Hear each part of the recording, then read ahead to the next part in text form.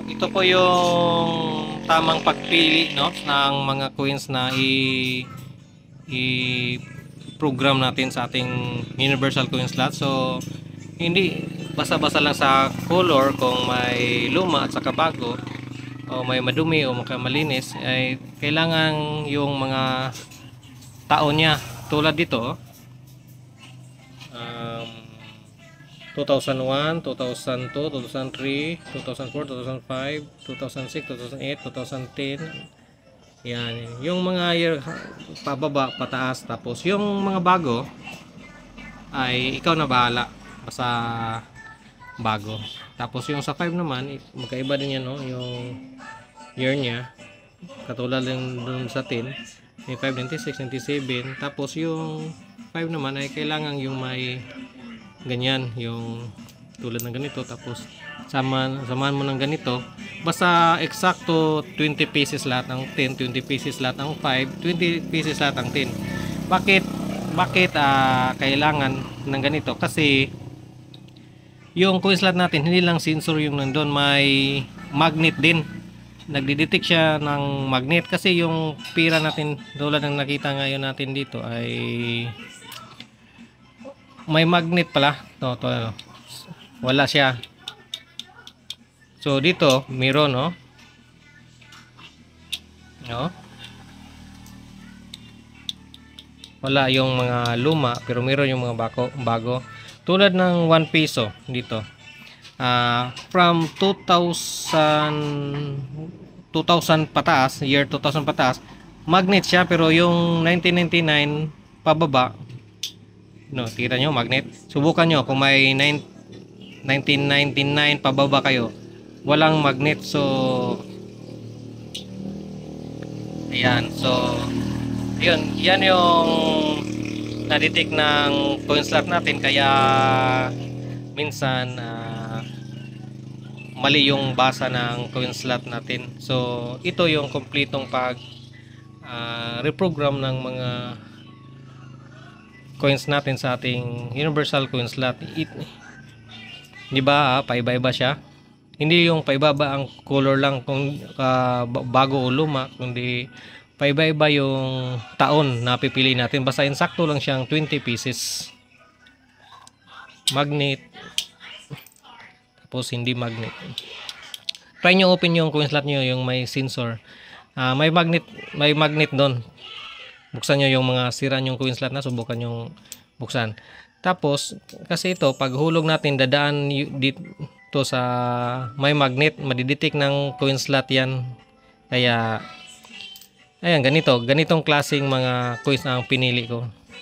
So start tayo, no? So una natin gagawin ay itong tutorial na to ay pang madalian lamang. So una, pindutin mo tong dalawang nasa left and right, sabay-sabay. Ayan, tapos pagkita ka ng letter E, pindutin yung sa taas. Ayan, so may nakikita kang E, litrang E. So ibig sabihin yan kung ilang sample of coins yung kailangan natin. So example, kailangan mo ng piso, 5, G's, at saka 10 pesos at saka 20 pesos, so 4. So dito sa akin ay gusto ko 3 lang. Ang gusto ko lang ay 5 pesos, 5 piso, 10 piso at saka 20 pesos. So 3 yung ilalagay ko. Kung gusto mo lang may 1 piso, so itong coins na to ay tatanggap kasi ito ng 20 na barya. So pwedeng 1 piso, 5 piso, 10 piso at saka 20 piso. So ayaw ko ng 1 piso lang kasi yun yung nakasanayan ko. So lagyan ko lang to ng 3. Yan, 3, bali 5 piso, 10 piso at saka 20 piso na barya. So tapos 3, pindutin yung sa taas. Yan, pag may makikita kang each one, basta each one automatic 20 yan. Yan, tapos click sa taas. Kapag may nakita kang P1, ibig sabihin yan, o P, may value yan. So yung 5 piso, so 5 ang ilalagay natin kasi 5 piso. So lagay po natin yung 5.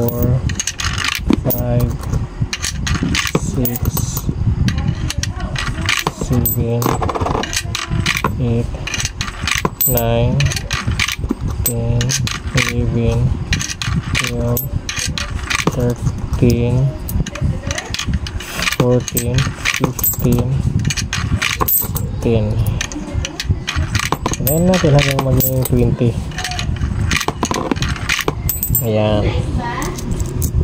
So, okay na. So, bigyan mo natin dito yung 20 na sample of coins na. Tapos ito, kasi iwan, yung 5 yan. So, yung ito naman, so, sa 10 peso yan. So, ito. 10 peso, 20 pieces yan. 1, 2, 3, 4, 5, 6, 7, 8, 9, 10, 11, 12, 13, 14, 15, 16, 17, 18, 19, 20. Tapos kailangan natin itabi yun, yung 10 naman.